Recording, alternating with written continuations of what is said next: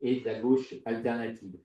Donc voilà, c'est ce message qui est effectivement très parce qu'on travaille avec lui de construire l'alternative avec les camarades du NPA anticapitaliste, d'égalité et donc jusqu'ici d'ensemble et maintenant de ce réseau, parce qu'ensemble a décidé effectivement majoritairement de rejoindre l'après et donc une autre orientation.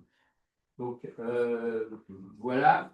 Donc maintenant, je donne la parole peut-être à la camarade de Nouvelle Donne, hein, qui est la présidente de Nouvelle Donne, qui a assisté bien à notre réunion, y compris hier, parce que c'est une camarade historiquement qui est gilet jaune. Et donc, voilà, c'est pas nécessairement la vue conclusion qu'on a de Nouvelle Donne, mais voilà. Ça va changer. Voilà. Ça va changer ce soir. Donc, bonsoir à toutes et à tous. Désolée, je vais être un petit peu longue du fait justement de ce parcours qui est assez intéressant, je pense. Je m'appelle Christine Marie. Je suis donc coprésidente de Nouvelle Donne depuis 6 mois. Et donc, pour commencer, je tenais à vous remercier chaleureusement au nom du parti, donc Patrick et puis toute l'équipe, pour nous avoir invités à participer à votre congrès annuel parce que, d'autant plus qu'après avoir échangé hier, ce n'était pas une évidence. Parce qu'on a une image pas franchement révolutionnaire, apparemment. Et le sujet de ce soir va être d'essayer de vous montrer qu'à défaut d'être révolutionnaire, nous sommes à minima aussi révoltés que vous. Voilà. Donc, je vais commencer par une petite partie pour expliquer mon parcours et dans un deuxième temps, responsabilité oblige, je parlerai au nom du parti. Donc, je me sens déjà en terrain ami. C'est comme je vous l'ai dit, je suis gilet jaune depuis 6 ans et toujours active. C'est-à-dire que je vais tous les samedis sur Paris dans les manifestations, un peu moins maintenant pour des raisons que je ne vais pas évoquer ici et qu'on pourra voir ensemble pour ceux que ça intéresse. Sous le pseudonyme de Colline, donc comme on n'est pas très nombreux, tout le monde se connaît. Et en plus, je fais certaines animations dans le fil de l'artivisme.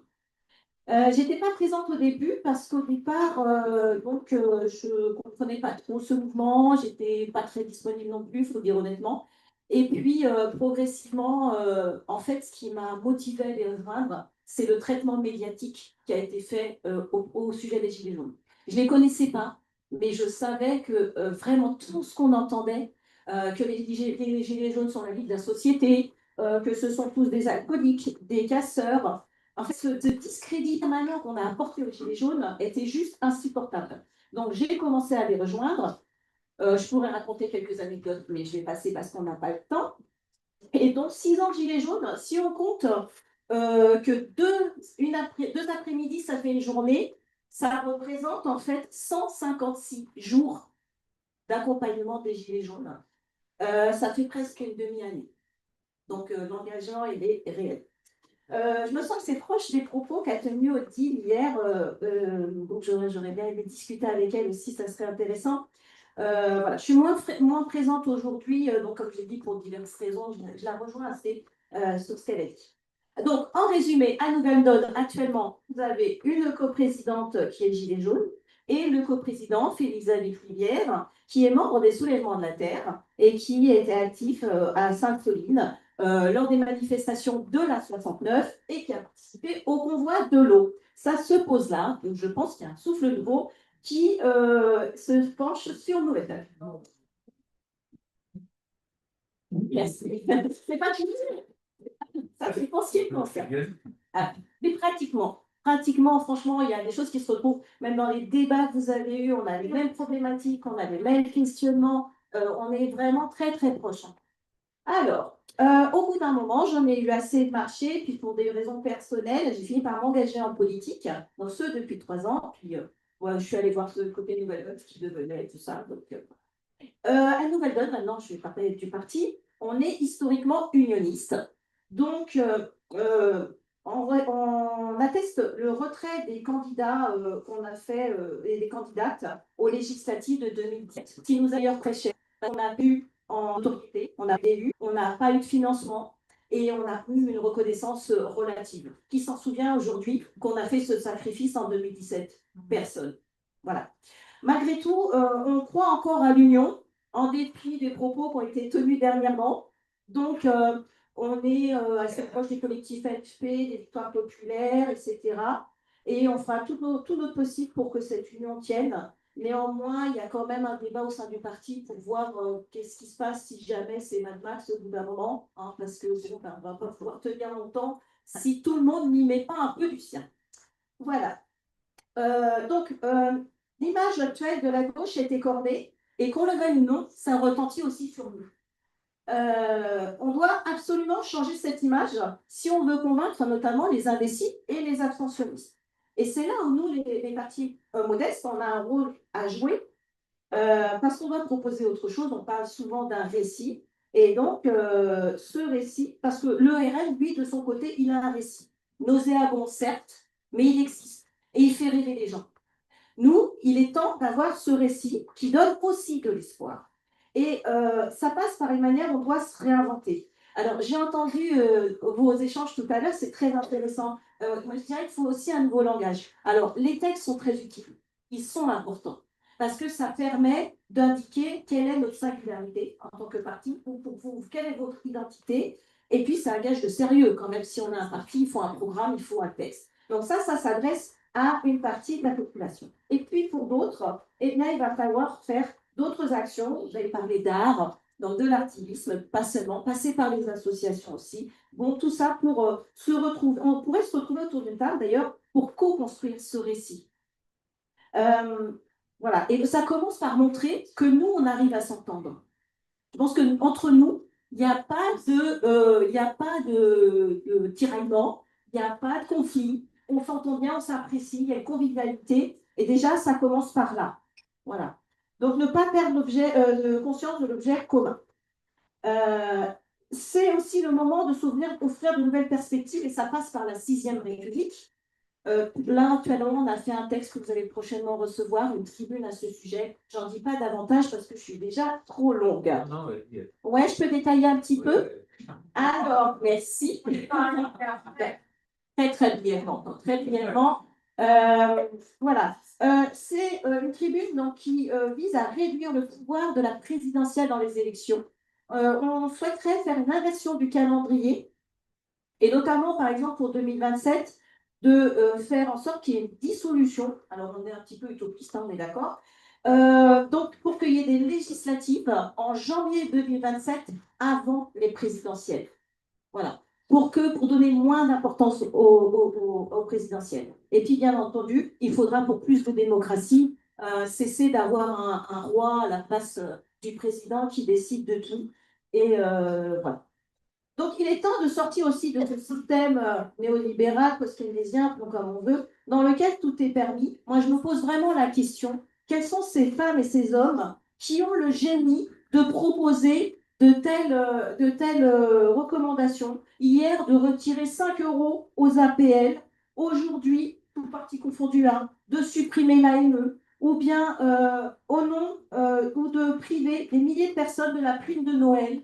Enfin, quand même, là, ça se pose là, au nom du simple fait qu'elle et ils n'ont pas d'enfants, comme si qu'ils n'avaient pas de famille, et ce qui risque aussi de les conduire encore plus à l'isolement. Quelle tristesse, vraiment. Comment est-ce qu'on en arrive là? Ils n'ont pas de honte, la honte n'a pas de limite chez eux. Donc, il est temps de revenir aussi à une sixième république pour avoir réellement de la démocratie et de changer de tout. Enfin, dernier point, comme je suis professeur de SVT, petit point écolo, on a tous été très émus par le vol des joyaux de la couronne, hein, au Louvre. Quelle consternation, quel émoi désœuvré réellement. Est-ce que vous savez que tous les jours actuellement, nous perdons entre 70 à 100 diamants, émeraudes, rubis, etc. Est-ce qu'on a conscience de quoi je parle? Les miens. Pardon? Mais j'en ai, moi, et ils ont disparu. Ça. C'est vous l'escalier là le. Non, je plaisantais, pardon. Bon. Donc, en fait, tous les jours, nous perdons 70 à 100 espèces animales et végétales. Donc, autant de diamants, puisque je n'ai pas mon livre avec moi malheureusement. Il faut savoir que chaque espèce est une construction unique qui, en fait, ne pourra plus jamais être reconstruite. Donc là, il n'y a même pas l'espoir de les retrouver. Les bijoux, on pourra peut-être les retrouver. Mais ces espèces-là, elles sont disparues différentes. C'est des coups de poing. Donc la maison brûle en résumé, et nous bagarrons. Voilà. Donc il est temps de s'unir réellement et de se concentrer de concentrer notre énergie vers l'objectif commun, de laisser de côté les rencœurs éventuels et tout ce qui nous éloigne pourquoi les citoyens, citoyennes nous accordent leur confiance. Voilà. J'espère qu'après ce petit exposé, j'aurai convaincu PEPS de notre esprit de révolte et que sur une échelle révolutionnaire de 1 à 10, au moins on aura gagné quelques crans.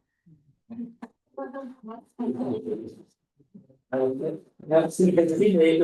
Et c'est vrai qu'on a une camarade à Mulhouse qui est proche de nos camarades de Mulhouse, qui s'appelle Isabelle Morer, et qui est aussi une gilet jaune, qui est assez connue d'ailleurs sur le plan national. Donc voilà. Mais c'est vrai que tu as permis de faire évoluer la vision de ce qu'est une nouvelle. Dans une confédération avec lui.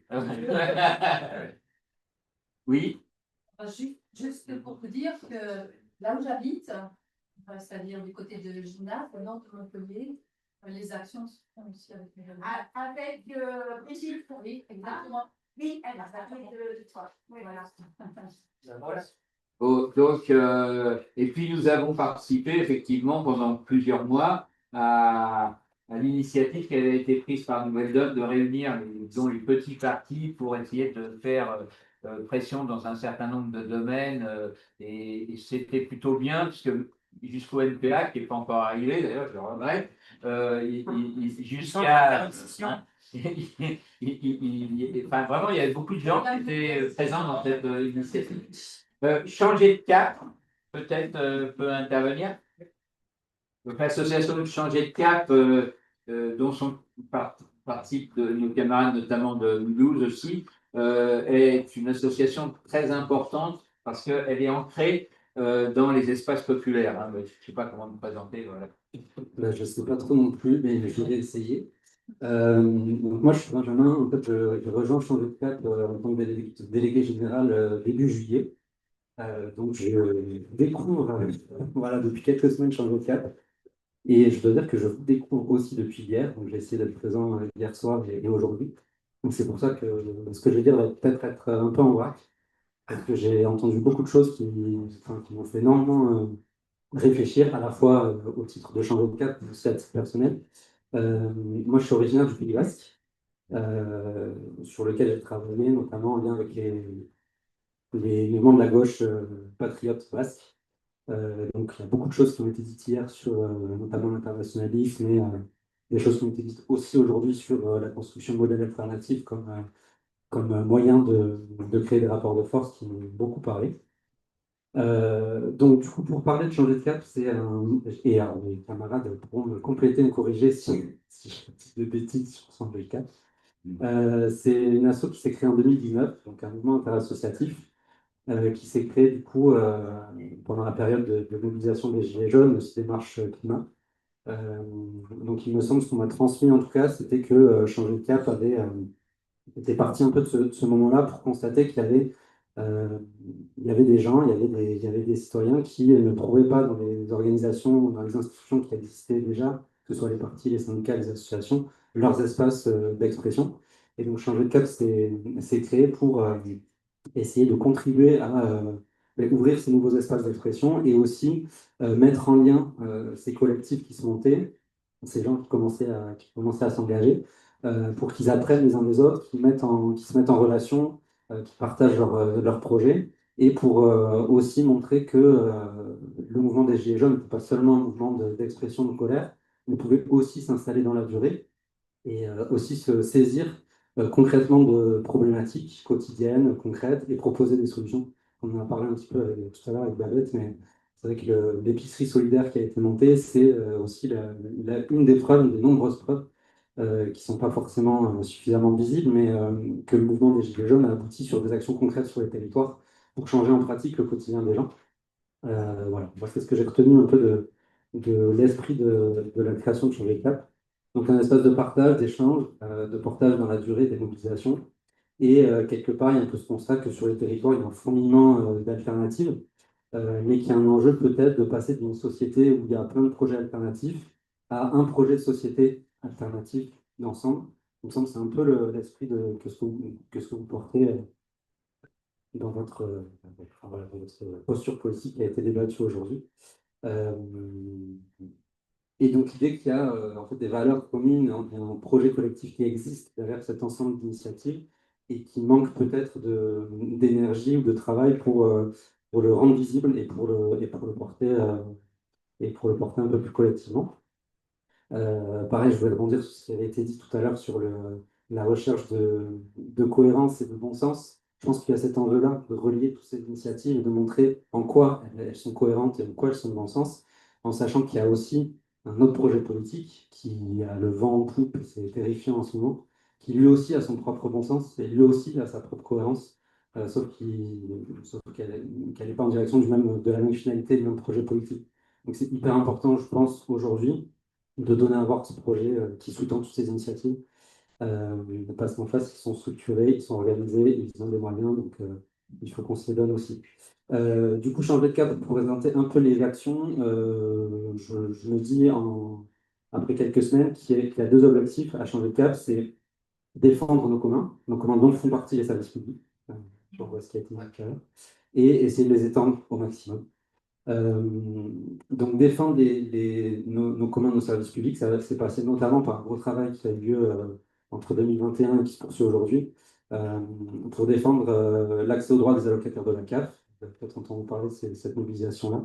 On est parti de 200-250 témoignages d'allocataires qui étaient en galère pour identifier tous les dysfonctionnements qui existaient au niveau de la CAF et toutes les barrières à l'accès aux droits des allocataires.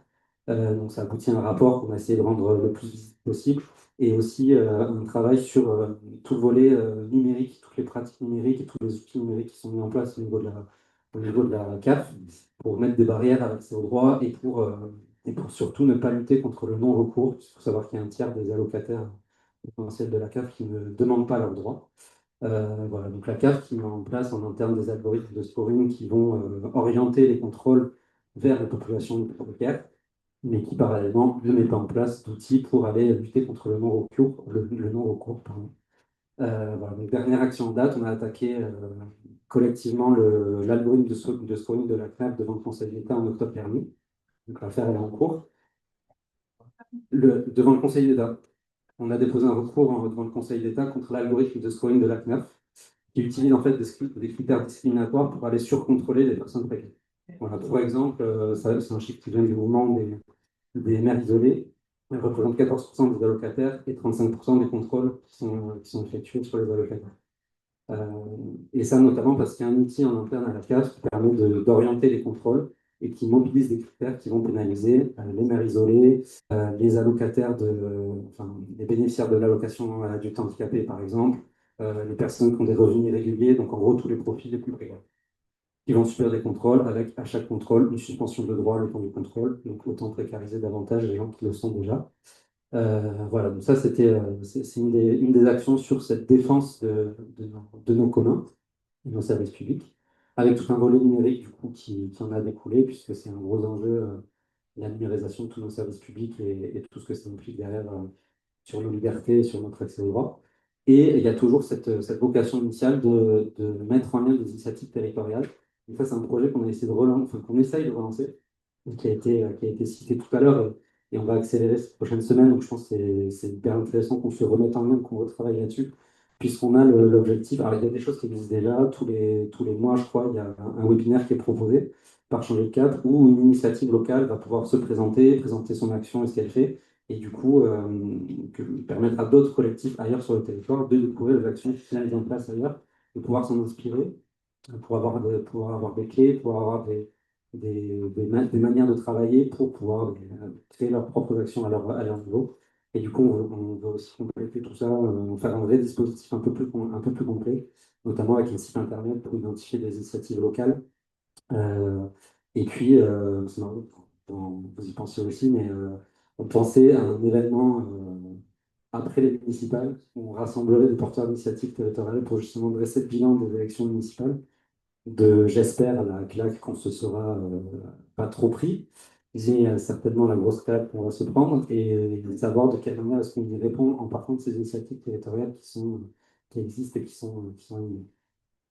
Ce qu'on appelle les assises du communalisme. Ce que vous appelez les assises du communalisme, ce qu'on n'a pas encore nommé, mais qui pourrait se recouper.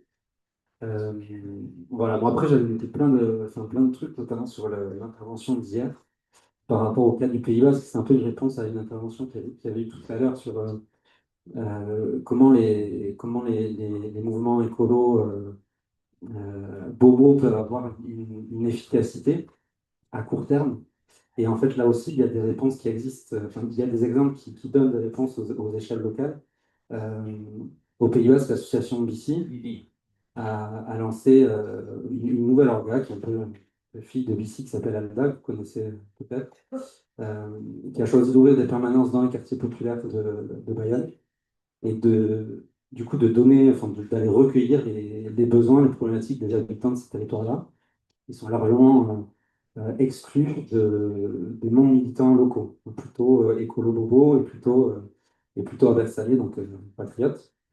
Patriotes au sens d'un nationalisme ouvert tel qu'il a été présenté hier et pas d'un nationalisme de repli et fermé.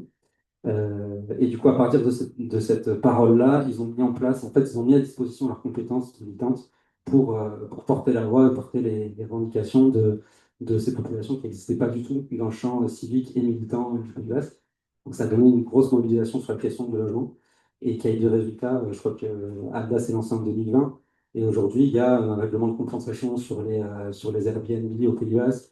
Il y a la loi Chanis-Lemeur qui définit des périmètres où il y a interdiction de produire de la résidence secondaire. Il y a énormément de choses qui ont été faites. Ils sont présentés dans les élections de représentation dans les offices HLM pour y représenter la voix des locataires. Donc à très court terme, ils ont pu mettre en place des choses très opérationnelles sur un sujet qui est complexe et en y intégrant les gens qui étaient exclus de ces champs d'utilisation-là. Donc oui, il peut y avoir un impact et il peut y avoir un impact qui, du coup, en l'occurrence, a aussi dépassé l'échelle locale. C'est-à-dire que la loi sur le logement, elle est disponible pour tout territoire à partir du CABAS. Ils n'ont pas travaillé que pour eux, en fait. Ils ont travaillé pour toutes les personnes qui pouvaient se retrouver dans les mêmes difficultés que celles et ceux avec qui ils ont travaillé localement. Donc pour dire qu'il peut y avoir un impact. Et pour le coup, au Pays Basque, cet ensemble de mobilisation, et c'est pour ça que j'ai insisté tout à l'heure sur le fait qu'il y a des initiatives à mettre en évidence, qui sont celles qui entrent en relation avec d'autres initiatives du même territoire. Parce que au Pays Basque, le mouvement patriote est passé par ce combat culturel de long terme, est passé par la construction du territoire via des formes alternatives, en les mettant tout en lien les uns avec les autres. C'est-à-dire que moi, au Pays Basque, je pouvais payer mon électricité auprès du fournisseur local avec la monnaie locale qui est le Oshko. Tout marche ensemble et sur tous les volets pour se donner en fait le moyen d'action. Et ça donne au mouvement Abbas aujourd'hui des victoires électorales et un poids dans le jeu électoral local qu'il n'avait pas initialement. Voilà, pour vous dire que ça peut marcher parce qu'il y a des exemples qui montrent que ça marche sur plein d'enjeux, sur la sortie du marché des terres agricoles, sur le combat culturel aussi, sur la défense de la langue. Donc voilà, c'est un beau laboratoire et duquel on a, je pense, beaucoup à s'inspirer. Voilà, bon, j'ai noté plein de trucs, mais je ne peux pas tout dire et ce sera trop en vrac, donc je vous laisse avec ça. Et de toute façon, ben, on va continuer à discuter, je pense, pour organiser ces assises de quelque chose, mais ces assises.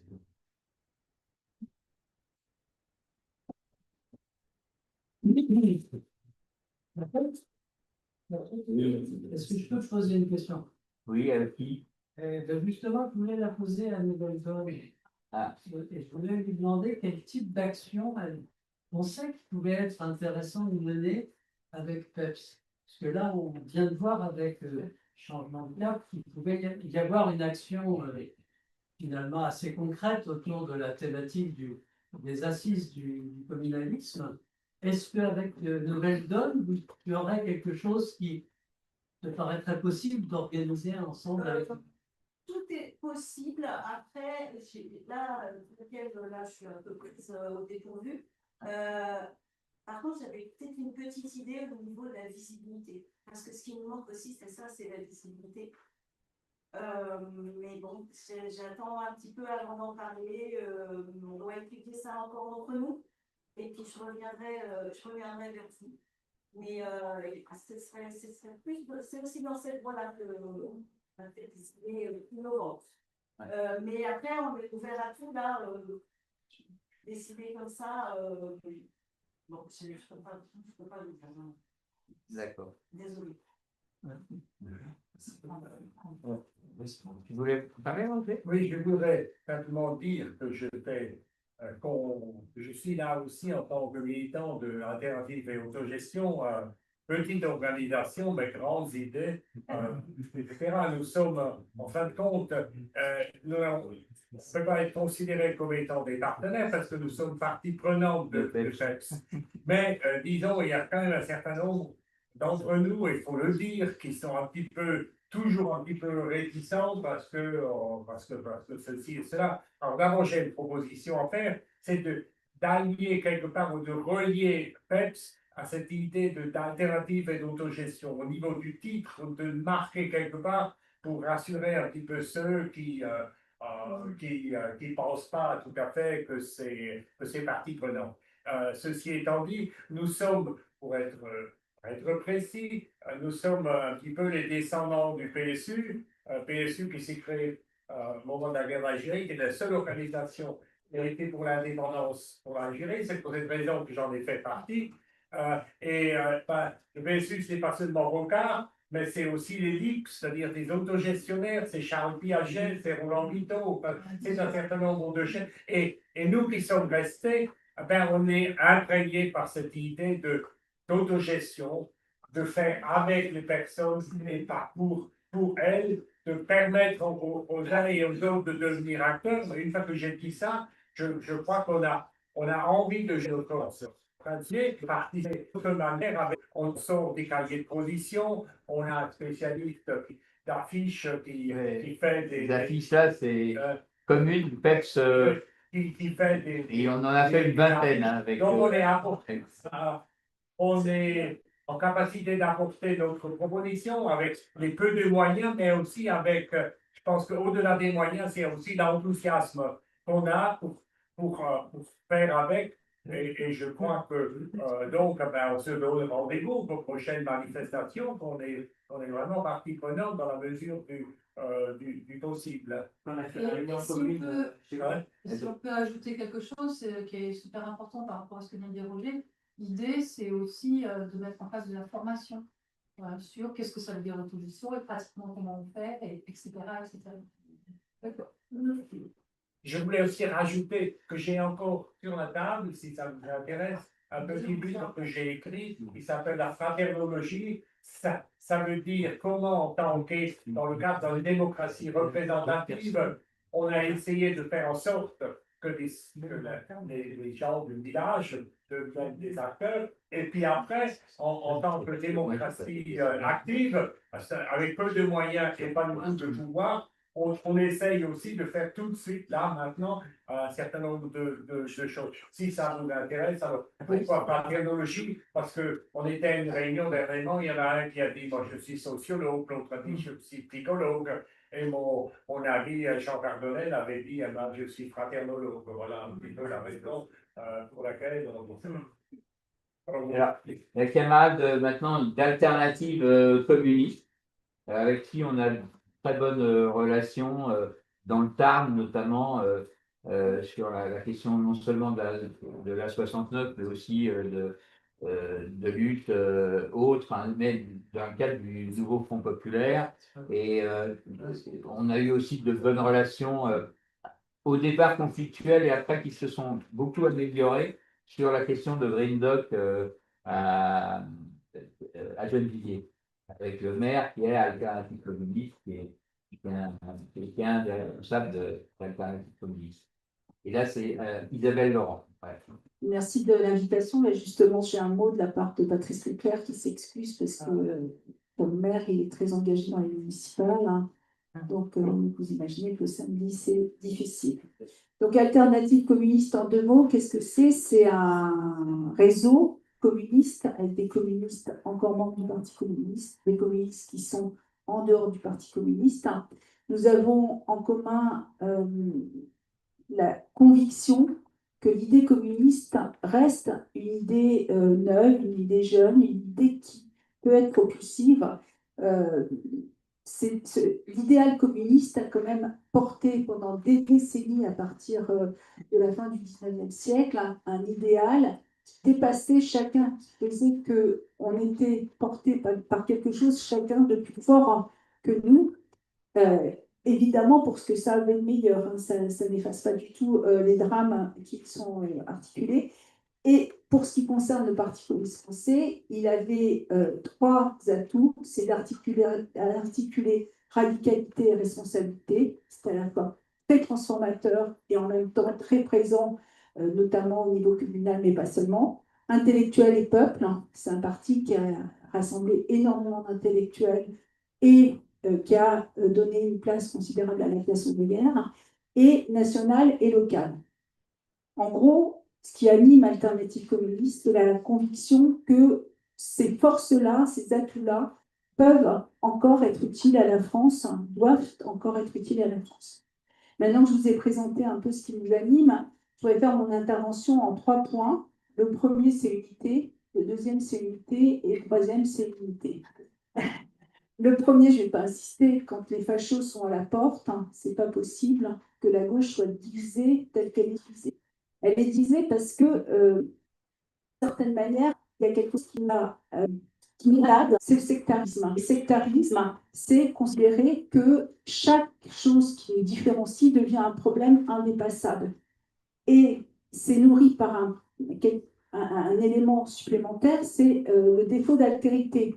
L'altérité, c'est toujours considérer que l'autre, il a quelque chose, il a une rationalité, il a quelque chose à vous apporter, il a un vrai point de vue qui est respectable.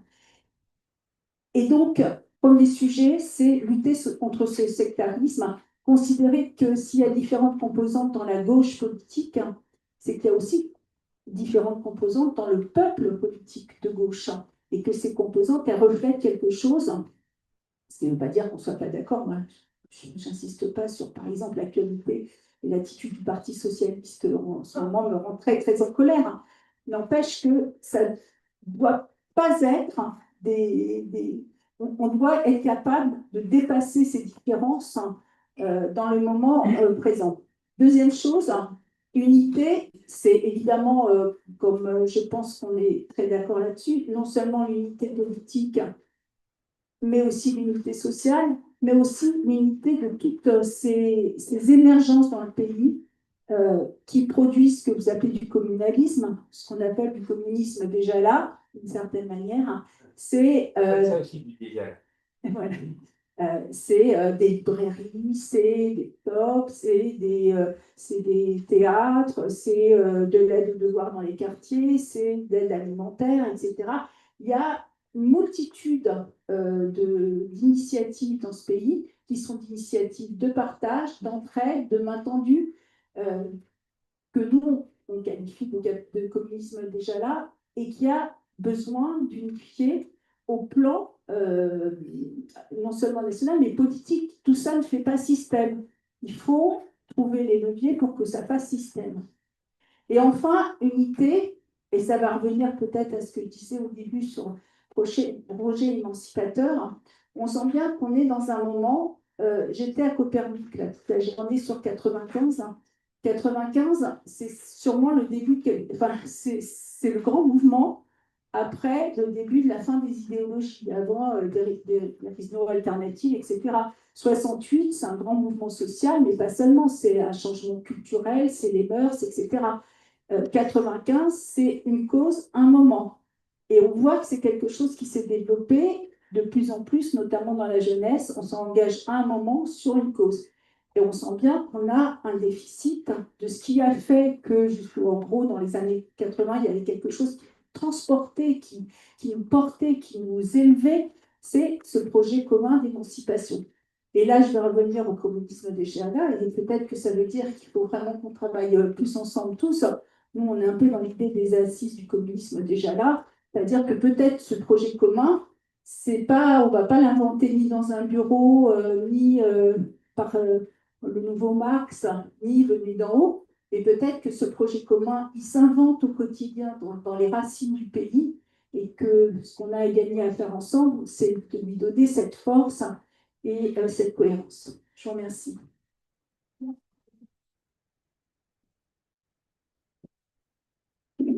Merci Isabelle, parce que c'était très inspirant. Et c'est vrai que ce que tu appelles le communisme déjà là, qu'on appelle nous aussi le déjà là, et qui est partie intégrante, comme tu le verras dans le projet stratégique de révolution lente, répond complètement. Et si on arrivait, y compris à travailler ensemble à ces assises du déjà là, bon. Ça peut être ça peut être quelque chose de très inspirant, quoi. Voilà. Et je crois en plus que ta présence là où elle est importante. Romain, il faudrait que tu vois le copain justement il est là, peut-être de Vitry. Bah, là, je suis d'ailleurs. Et- Il y a encore combien de temps de... Non, mais eux, ils vont partir, quoi. Voilà 5 minutes, quoi. Ça serait bien. Voilà. Voilà, c'était pas distrait, mais c'était important parce que c'est voilà, c'est la préparation quelque part et aussi concrète des élections municipales. Bon voilà. Alors moi on avait envoyé des courriers et à l'Union communiste libertaire, au NPA anticapitaliste qui nous a renvoyé un truc hier en disant avec des noms en plus en disant qu'ils seraient là, donc on constate qu'ils ne sont pas là et on le regrette vraiment, et à la gauche des Verts, disons qui s'appelle l'Union d'écologie populaire, et on n'avait pas envoyé aux autres parce qu'on considérait que soit la direction de LV, soit la direction de LFI, soit évidemment en plus le PS, bon, on voulait discuter avec des associations alliées, quoi. C'était notre. Bon, on avait aussi envoyé d'ailleurs à XR et au Soulèvement de la Terre. Bon, je constate qu'ils ne sont pas là, je le regrette. Je pense d'abord qu'il y avait beaucoup de choses ce week-end. Hein. Il y a l'Assemblée nationale des quartiers, il y a les peuples veulent. Il y avait le truc de Copernic, où moi et Dominique, on aurait dû être d'ailleurs, etc. Enfin, il y avait énormément d'initiatives ce week-end, donc on peut comprendre leur absence. Néanmoins, ça veut dire aussi que c'est difficile de construire un dialogue, un rassemblement avec les uns et avec les autres. Nous, on est une petite organisation. En même temps, on a des gens qui sont enracinés sur un certain nombre de territoires, qui représentent aussi des combats spécifiques assez forts, comme vous avez pu le voir avec Odile Morin à Toulouse, avec Farid sur les questions de drogue, avec Dominique sur les questions de sécurité alimentaire, avec notre porte-parole qui est en même temps à Azor, l'association des jeunes Roms, etc.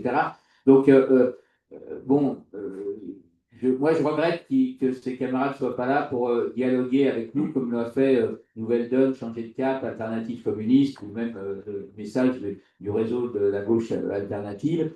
Mais bon, voilà, il faut constater à un moment ce qui est, quoi. On est aujourd'hui dans une situation, je dirais, de fragmentation, parce qu'y compris le crash d'ensemble, montre que la fragmentation continue et que nous, on est dans cette fragmentation, on essaye de confédérer un certain nombre de gens, mais voilà, on n'a pas énormément progressé dans cet espace et qu'il faut vraiment se donner les moyens de construire l'unité. Isabelle parlait de l'unité aussi de la gauche.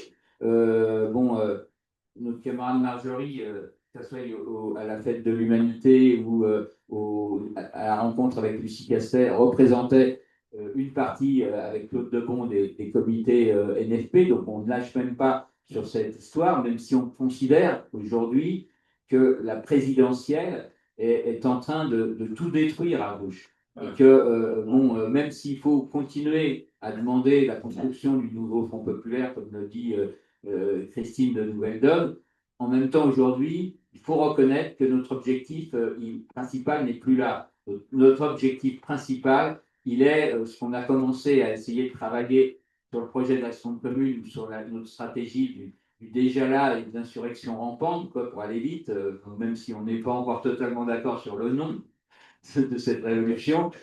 Mais en tout cas, c'est la stratégie que nous devons développer maintenant, sans considérer que les échéances électorales, disons, politiques, sont le seul enjeu qui doit nous obséder. Même, je dis ça tout en pensant que, par exemple, les élections municipales sont pour nous une échéance très importante. D'ores et déjà, dans 30 à 40 villes, nous avons des copains qui sont engagés ou des liaisons avec des gens qui sont intéressés par s'engager véritablement dans des listes citoyennes. Et tout ça, c'est une très bonne nouvelle. Donc, il faut continuer, quoi. Voilà. Et organiser la résistance. Et organiser, oui, la résistance qui commence maintenant au fascisme, quoi. Toi, enfin, je dirais à la fascisation déjà et au fascisme ensuite, quoi. Donc, bon, voilà, c'est tout ce que j'avais à dire. On va peut-être maintenant, à moins qu'il y ait des interventions de camarades d'associations que je n'avais pas vues, qui peuvent intervenir là, clore cette journée en attendant à 8 heures la conférence gesticulée sur le soin militant, c'est-à-dire la souffrance à l'intérieur des organisations militantes de notre camarade Florence, qui va vraiment être intéressante, quoi, parce que pendant 2 heures, elle va montrer, déconstruire un peu les rapports militants au sein des organisations politiques, syndicales ou associatives, et les rapports de domination, comme tu dis très bien, Dominique. Oui, Marjorie? Micro. Micro, pas micro. Oui, vas-y. Oui, vas-y. Ok.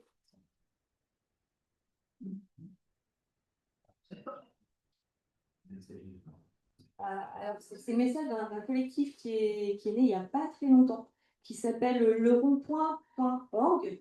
Et c'est un collectif de gilets jaunes qui vient de lancer en fait un site internet et dont le but, c'est de recueillir l'ensemble des créations des gilets jaunes pour éviter que l'histoire que l'histoire se perde, en fait, parce que comme vous dirait Dominique dans sa brochure sur la SSA, en reprenant Howard Zinn, donc comme ça de mémoire, si voilà, tant que les lapins ne sauront pas écrire, c'est les chasseurs qui écrivont l'histoire. Donc là, l'idée c'est la même.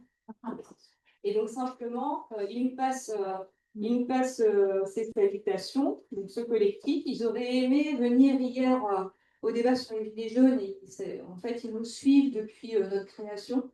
Et ils espèrent qu'on puisse travailler ensemble dans la mesure où on est aussi issus des Gilets jaunes. Et donc, voilà, j'ai juste un petit mot de présentation pour qu'on puisse les connaître et puis potentiellement travailler avec eux. Donc, nous sommes un collectif créé au début de l'année 2024, réunissant des Gilets jaunes issus des 4 coins de France. Nous nous sommes rencontrés au fil des mois et des années sur un rond-point, dans la rue ou lors des manifestations, ou lors d'une assemblée des assemblées. Nos expériences et ces liens construits avec le temps ont permis à ce projet de voir le jour. Donc le rond-point.org. Ce site internet met en lumière une mémoire vivante du mouvement des Gilets jaunes et de ses suites. Donc toutes les initiatives en fait qui sont nées des Gilets jaunes vont être référencées sur une cartographie, et l'idée c'est de pouvoir mettre en lien justement toutes ces initiatives. C'est un outil participatif nourri par les personnes ayant participé au mouvement ou qui en ont été proches. Traces produites lors du mouvement, ce sont autant les doléances qui nous ont été volées, les chansons que nous avons scandées, les tracts et les journaux que nous avons imprimés, les banderoles que nous avons vendues et tant d'autres choses qui racontent ce mouvement. Toutes ces traces sont dispersées, peu visibles et vouées à se perdre avec le temps. Rassemblons-les et rendons-les visibles. Ce site cherche à visibiliser les suites du mouvement, avec ou sans gilet. Des groupes continuent de se retrouver sur les ronds-points, alors que d'autres ont évolué vers d'autres formes. Action de solidarité, animation d'un lieu, pactage, jardin partagé, etc. Ce site propose à ces groupes encore actifs d'apparaître sur une carte afin de mettre en lumière leur histoire et leurs actions. Dans l'espoir que l'histoire des Gilets jaunes ne soit pas déformée ou détournée, nous souhaitons transmettre un peu de la puissance, de la joie, de la créativité et de l'inspiration que ce soulèvement a produit.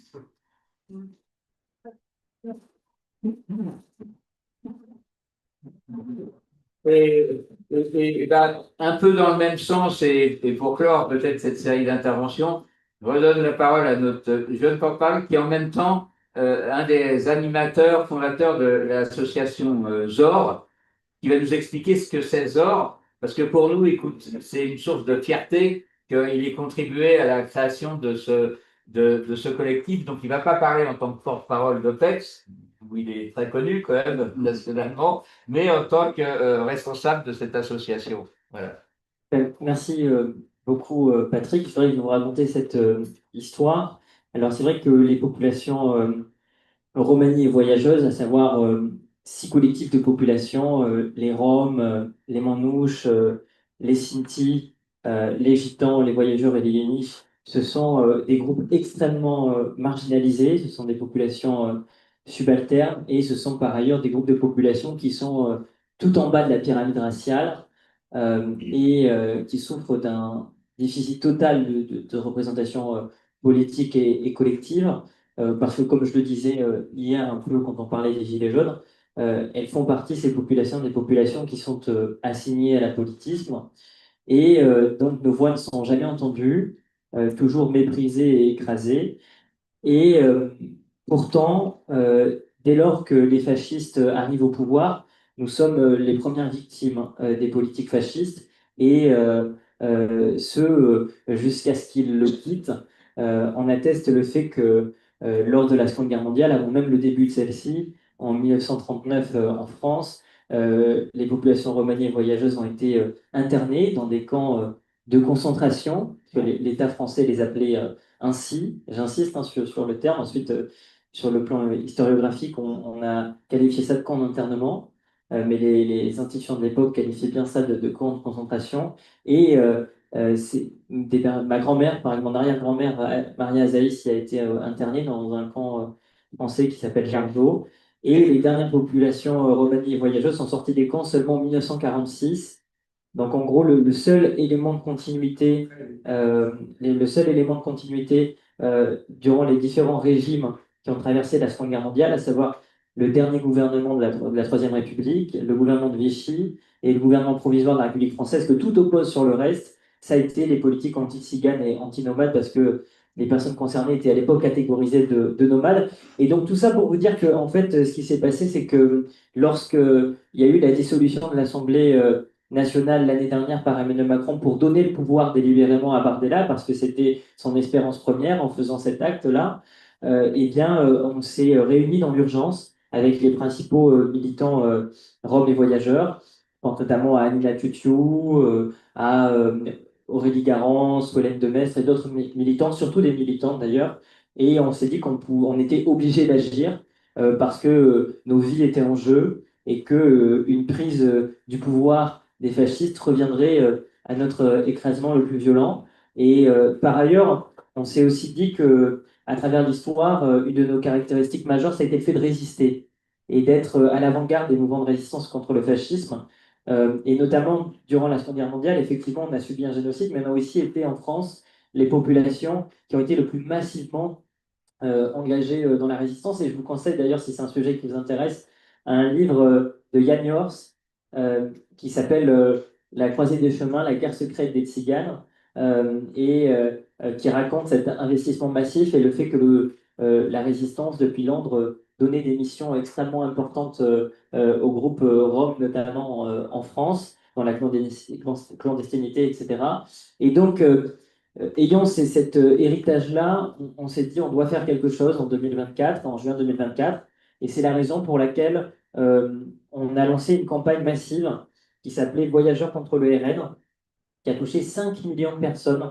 Et cette campagne, c'était quoi? C'était des vidéos de rescapés du génocide rome et de résistants voyageurs, mais aussi de jeunes militants voyageurs dont j'ai fait partie, qui contraient la propagande du RN, parce qu'il faut savoir que toute la gauche politique véhicule l'antiziganisme et ne va pas parler aux voyageurs. Et par contre, le RN va parler aux voyageurs pour leur dire vous devez voter pour nous. Et donc, parfois, ça a le malheur de marcher. Et donc, on a voulu contrer cette propagande-là. Et on y est arrivé au point qu'on a participé à la victoire contre l'extrême droite. Parce que toutes les époques, fachos, voire des très participé à cette contre l'extrême droite en 24. Et une fois obtenu cette victoire, on s'est réunis et on s'est dit qu'on devait cesser d'être sur la défensive et on devait faire émerger dans la société une voix rome et voyageuse, faire entendre nos voix durablement et être dans l'offensive, une offensive antiraciste contre l'antiziganisme, qui est évidemment un racisme extrêmement fort, mais qui, au-delà du racisme, est un système de domination à l'intersection des dominations de genre, de classe et de race.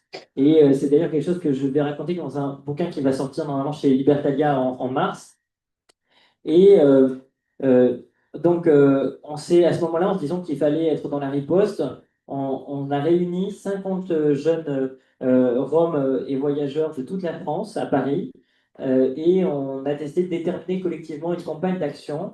Et ce qui a fait sens tout de suite, c'est de se battre pour la reconnaissance du génocide subi par nos ancêtres, parce que ce génocide, plus de 80 ans après, n'est toujours pas reconnu par la France notamment, et la République française est toujours dans un déni profond sur le plan mémoriel et refuse de reconnaître sa responsabilité dans ce dernier, alors que la responsabilité en particulier de la République est importante parce que la République, dès 1912, a mis en place un fichage racial et ethnique avec la catégorie des nomades, qui a ensuite été utilisé par l'administration nazie, parce que les nazis ont traduit la catégorie nomade par la catégorie raciale Zigeuner. Bon, tout ça pour vous dire que les jeunes qui se sont réunis se sont dit, on s'est dit, il faut se mobiliser pour arracher, parce qu'on ne nous la donnera pas, cette reconnaissance, pour rendre la dignité et rendre la justice à nos ancêtres qui, pour certains d'entre eux, ont péri dans les camps français. Et on a lancé une campagne de mobilisation complètement dingue qui s'appelait Nos vies de gitans comptent. On l'a fait en partenariat avec des médias comme Cerveau non disponible, les contre-attaques notamment, ou encore le Média TV. Et on a diffusé des vidéos de jeunes descendants d'internés qui lisaient les lettres de leurs ancêtres. Et j'en ai fait partie aussi, qui, en fait, lorsqu'ils étaient internés dans les camps, ont écrit nos ancêtres aux préfets, aux différents responsables des administrations pour leur dire pourquoi nous sommes enfermés ici. Nos parents sont morts sur le front en 14-18. Pourquoi on se retrouve en tant que Français, parce que la plupart étaient Français, enfermés dans ces structures concentrationnaires. Et ces lettres sont à jamais restées sans réponse. Et elles n'ont eu du moins pour réponse que le silence et la brutalité de l'État français. Et donc, on a décidé, ça c'était hyper émouvant, de leur redonner voix, de les renvoyer en quelque sorte aux députés membres du bureau de l'Assemblée nationale. Et donc, ça a été très touchant parce que c'est des jeunes qui étaient descendants directs parfois des personnes ayant écrit les lettres ont obtenu des rendez-vous avec les députés du bureau de l'Assemblée nationale pour qu'une loi transpartisane soit déposée pour qu'enfin ce génocide soit reconnu. Et cette loi a été déposée, me semble-t-il, la semaine dernière, ou il y a 15 jours, et on a eu l'occasion de faire une conférence de presse à l'Assemblée nationale avec Marie-Louise Baudy, qui est une des dernières rescapées encore en vie de ce génocide. Et donc, dans la foulée de cette campagne est né le collectif ZOR. ZOR, ça veut dire force en romanesque, qui est un des dialectes principaux parlés par les populations romanies et voyageuses. Et donc, nous, ce qu'on se dit pour faire le lien avec ce dont on discute avec PEPS, c'est que on est dans une époque où, d'une part, l'appareil répressif de l'État se densifie à l'encontre des opposants politiques, mais également des minorités ethniques et des populations les plus précaires, et que par ailleurs, il y a des offensives de plus en plus brutales et violentes des groupuscules identitaires et d'extrême droite, et que dans cette période-là, il est temps d'organiser des espaces d'auto-organisation, d'autodéfense, d'autogouvernance populaire. Et cet espace-là, ZOR, c'est un de ces espaces qui est vital dans la mesure où on ne peut compter que sur nos propres moyens, nos propres organisations pour se défendre et faire entendre nos voix. Et donc j'en suis ravi. Et c'est vrai que avec PEPS, on a cette chance-là d'avoir des militants qui sont à l'avant-garde ou qui sont les chevilles ouvrières de différentes luttes contre les oppressions et les systèmes de domination. Et je pense par excellence à notre ami Odile Morin sur les questions de lutte antivalidiste. Et je pourrais en citer encore beaucoup d'autres. Mais je te remercie, Patrick, de m'avoir laissé ce petit temps pour expliquer un peu la genèse de ce collectif qui, je l'espère, va continuer à grossir. On a eu plein de rencontres et sera une des composantes de la riposte qui fera progressivement advenir la société meilleure que l'on veut toutes et tous construire.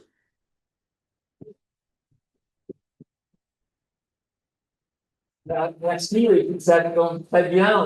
Non, mais Didier, qu'est-ce que tu voulais dire? Juste un mot, Oui. c'est juste pour signaler quelque chose qui est intéressant. Il y a un livre qui est connu de Sarah Van Uxen, qui est sur le droit de déambuler, qui défend en fait les principes, c'est une juriste, qui défend l'idée de définir un droit, alors un droit universel, de déambuler. Ça touche aussi bien les voyageurs, mais aussi les migrants. Autrement dit, la possibilité pour les migrants de rentrer, voilà. Et c'est un sujet sur lequel il y a un travail juridique qui est fait. Ok. Oui, simplement, quand je l'ai entendu parler, premièrement, ça m'a toujours émotionné par cette histoire de gitans, mais je dis aussi, ça montre parfois aussi les limites de ce qu'on appelle la démocratie. Si dans mon village, en tant que maire des gitans, j'avais fait un référendum pour savoir s'ils ont le droit d'avoir un terrain, d'avoir ceci, etc., ben, finalement, la majorité était contre. Mais on avait des valeurs au-delà de l'électoralisme, de dire ben, ils ont le droit d'être ici. Je veux dire, c'est pour d'autres problèmes, c'est la même chose. À un moment, les valeurs dépassent les pratiques, on peut dire, démocratiques. Ouais. Bon, là, on est obligé de le clore parce qu'en plus, la camarade, elle est arrivée, elle va son conférence. Et donc, vraiment, on peut maintenant, je pense, prendre quelque chose pour boire ou bouffer au café à l'intérieur, là. Et franchement, pour ceux qui restent, c'est très important de rester parce que ne faudrait pas être quelques-uns simplement pour la conférence gesticulée de Florence. Voilà, merci.